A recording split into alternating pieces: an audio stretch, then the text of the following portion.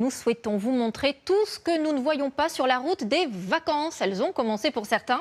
Et pour que tout se passe bien, pour nous, eh bien souvent c'est un sacré travail derrière, en coulisses, bien caché. Dans ce genre de ferry, par exemple, lancé il y a plus de 50 ans par des agriculteurs bretons. On embarque avec Julie Jeudemaître et Aurélie Janssen. Notre traversée commence dans le ventre du bateau. Tu peux faire suivre une dizaine de voitures normales. Tu me glisses le 9C. Et tu fais suivre encore derrière une trentaine de voitures, s'il te plaît. Et sur ce parking flottant, on ne choisit pas sa place. On charge un petit peu le bateau en fonction des gabarits des véhicules. Aujourd'hui, on est sur on va dire 130, 140 véhicules, plus 7 camions, 14 motos. Erwan guide les véhicules et ses équipes. Vincent, on a 6 ou 7 qui montent encore, après c'est fini pour toi, après je lèverai la rampe. Jean-Marie, on met le reste à tribord là. Ici, on l'appelle le Bosco. Je suis le président en fait de l'équipage, on dira. Un peu spécial quand même. Et qu'est-ce qui vous plaît dans ce métier? Ah bah moi c'est la mer depuis tout le temps. Mes parents étaient sur l'eau, mes frères étaient sur l'eau. Puis le 7-7, c'est génial quoi. Le 7-7, 7 jours en mer, 7 jours à la maison et les enfants, franchement c'est top. L'embarquement terminé, le départ est donné à la passerelle. Fais un petit coup de sirène, tiens. Par un autre Erwan. Commandant depuis 20 ans, C'est bon, 0 là-bas? la manœuvre n'est pour lui jamais la même. Je vais prendre en pilote.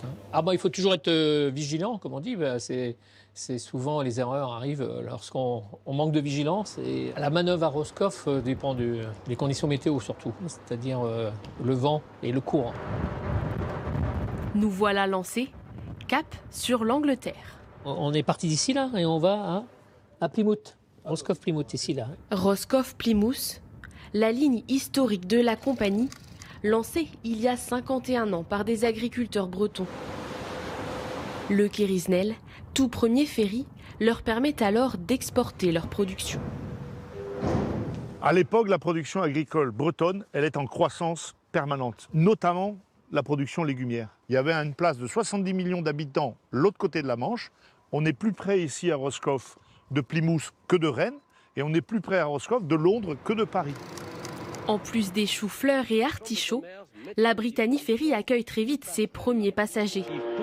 Ces navires transportent aujourd'hui plus de 2 millions de voyageurs chaque année vers l'Angleterre, l'Irlande ou l'Espagne. Restaurants, salles de cinéma ou bronzettes sur le pont. Pour ces camping-caristes, les vacances commencent avant même d'arriver à destination. Là, on s'en va pour un mois en Écosse. Et l'année dernière, on a pris le Brittany Ferry également pour aller 3 semaines en Irlande. C'est une manière particulière de voyager. Donc c'est très reposant, il n'y a pas d'effort à faire. Bon, normalement, c'est sûr. Coup de chance, la mer est calme. Pour le plus grand bonheur de cette saisonnière. One cappuccino, one black coffee. Embarquée depuis un mois, Sonia a connu des débuts mouvementés. Et voilà, et je vous souhaite une bonne journée. La toute première marée qu'on a eue, on a eu des vagues de 7 mètres. C'était plutôt intense, c'était même très intense. Et on a été lancé direct dedans.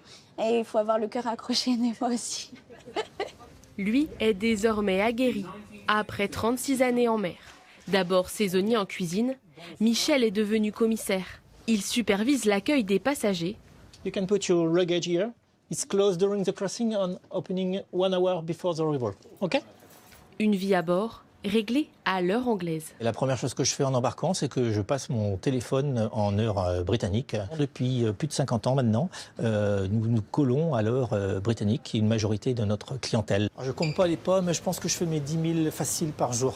S'il parcourt le ferry à longueur de journée, Michel s'offre aussi quelques moments d'évasion. Son plus beau balcon. Ah, c'est clair qu'on a je dirais pas les plus beaux bureaux, mais on a de très beaux bureaux à bord.